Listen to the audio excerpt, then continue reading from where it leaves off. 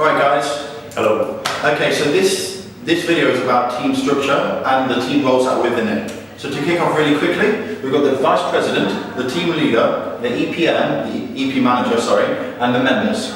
The reason why we're going through this video is because we've noticed that around the whole country, there's lots and lots of different team structures. And so for us to manage that nationally, it's really difficult because you'll be wondering what one LC is doing when another LC is operating completely differently. So what we've tried to do this year round is to standardise it so we can manage you perfectly equally and as fully as possible. So to kick off, the Vice President's main job role is to strategise. He's meant to set strategy for the rest of the team to make sure they get as good raising and matching and realisations as possible. The team leaders are there to implement strategy of the Vice President. Some Vice Presidents like to strategise alongside the team leaders, and that's perfectly up to you, depending on your leadership style. But the way I understand it, the way I would explain to you guys, is that the team leaders are there to do the running and the managing of the members, so that the Vice President can focus on strategy and solving any problems that come along.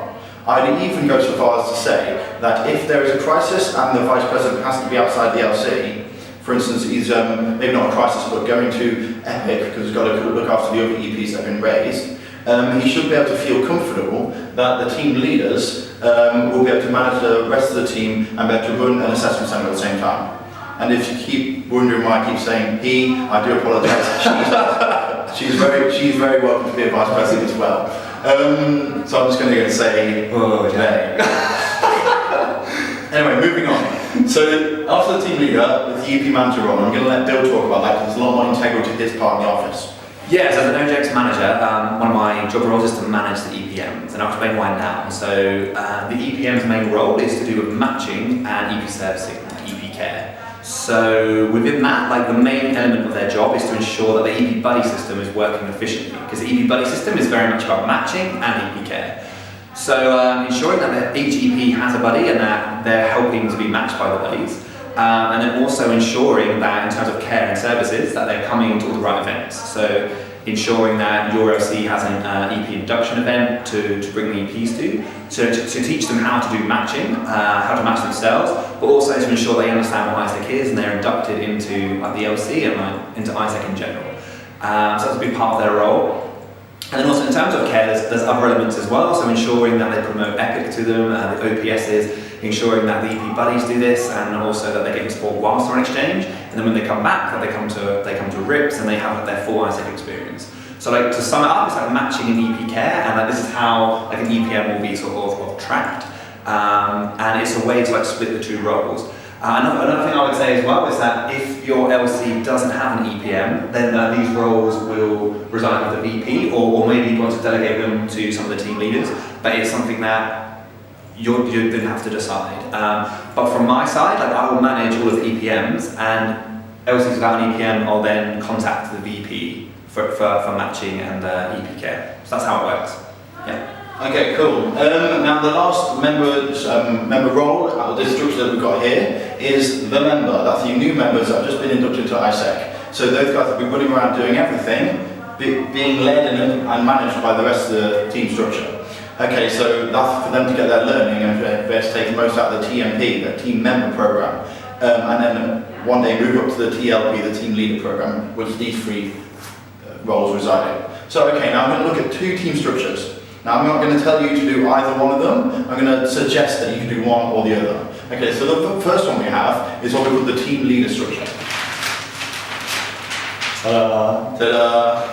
Okay, so this is a team leader structure, and you can call it the team leader structure because it has team leaders in it. Okay? The beauty of doing this structure is that scientifically it says that it's not very effective to manage more than 4 people at once. Hence, 1, 2, 3, 4, and hence 1, 2, 3, 4, each team leader. Okay?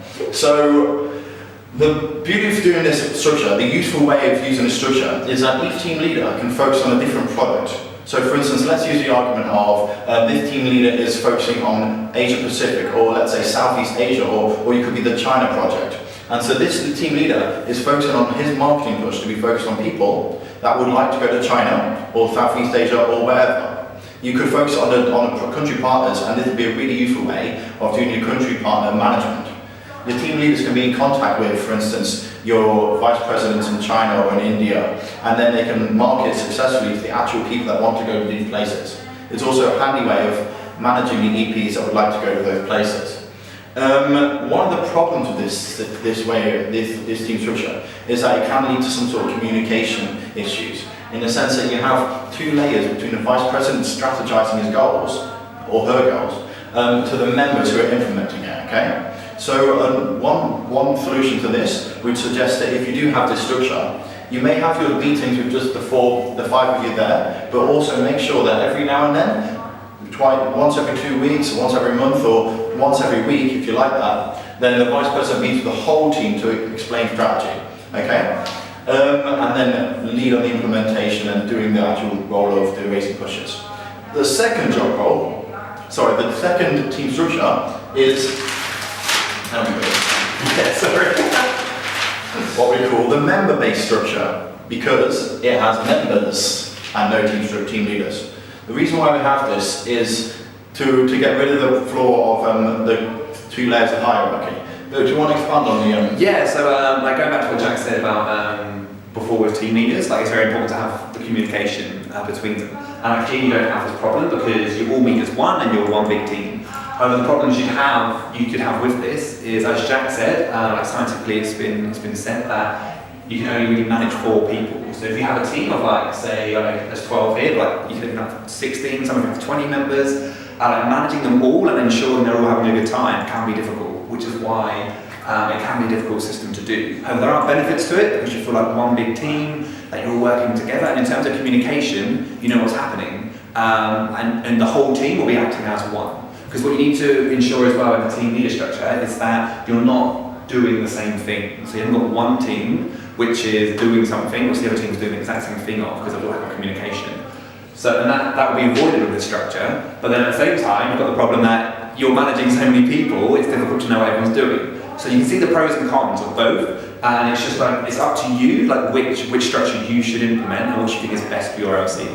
And only you really know that, depending on the culture of your LC and the history of your LC. Yeah. One way that you could use this structure is that maybe the vice president can meet with this team at 11 o'clock in one morning, and then this team at 12 o'clock after that meeting. And this way, a lot of them can actually implement and have smaller meetings, but then at the end of some time, you could all meet together and say, okay, this is what we're doing, and everyone gets that team thing.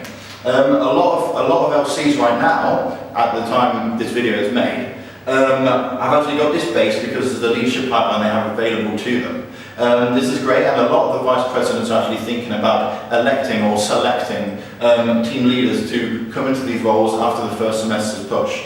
It's a really good way of developing a leadership pipeline because these 4 are probably going to be your successors. They're the ones with the most experience. So if you have to select new team leaders out of these guys, then that would be a great way of nurturing or, we'll say, grooming a new successor to you.